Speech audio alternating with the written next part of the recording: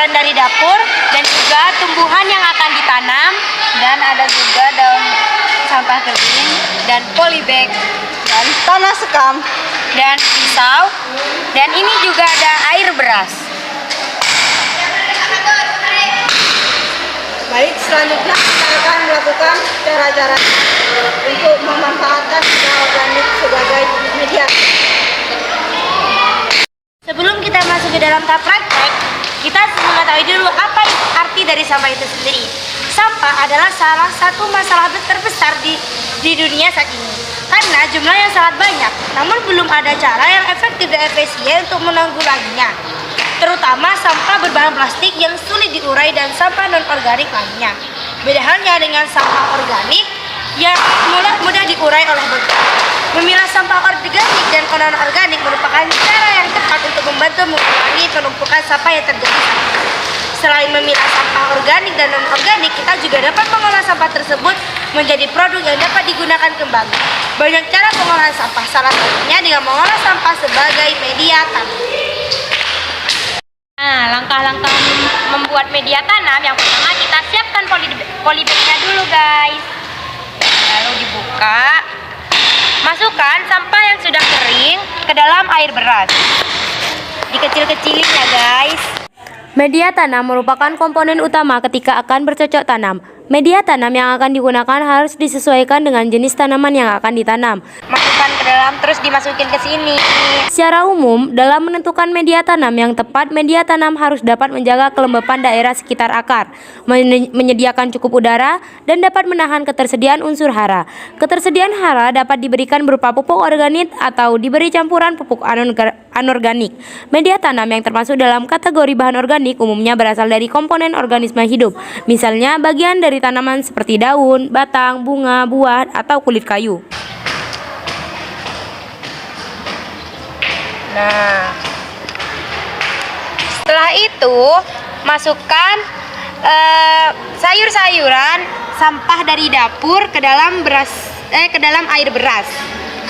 Beberapa jenis bahan organik yang dapat dijadikan sebagai media tanam diantaranya adalah arang, cacahan pakis, sabut kelapa, pupuk kandang, dan humus.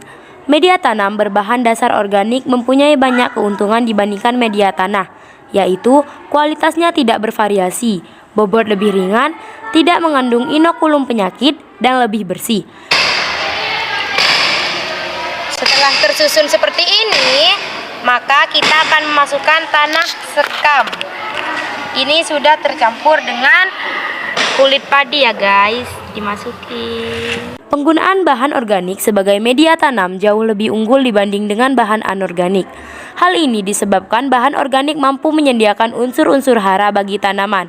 Selain itu, bahan organik juga memiliki pori-pori makro dan mikro yang hampir seimbang, sehingga sirkulasi udara yang dihasilkan cukup baik, serta memiliki daya serap air yang tinggi. Setelah itu, masukin tumbuhan yang mau ditanam. Ini tumbuhan rambutan ini guys, bijinya. Ditanam.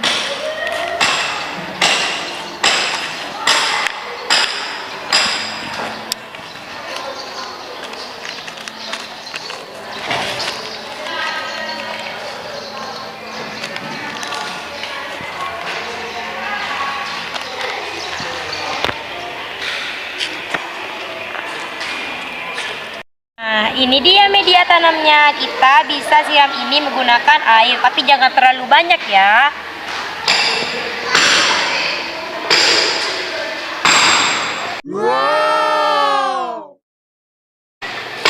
Kita dapat memulai dengan melakukan pengelolaan sampah di lingkungan sekitar.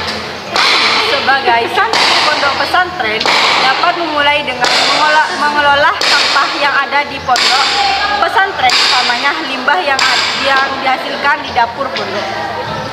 Kami dapat menggunakan sisa potongan sayur atau buah yang sudah tidak digunakan dan sampah daun kering sebagai bahan utama media bahan tanam. Selain menggunakan sampah organik sebagai media tanam, kita dapat menggunakan air sisa cucian beras yang setiap hari dibuang percuma. Bukan tanpa alasan, melainkan air sisa cucian beras ini memiliki benefit yang lumayan banyak. Air sisa cucian tersebut dapat membantu beberapa hormon yang ada pada tanaman, sehingga bisa merangsang pertumbuhan pucuk daun, membawa makanan ke seluruh sel pada daun dan batang, dan mengandung zat patuh. Cukup sekian pemanfaatan limbah organik sebagai media tanam. Semoga dapat membantu mengurangi sampah organik yang berada di sekitar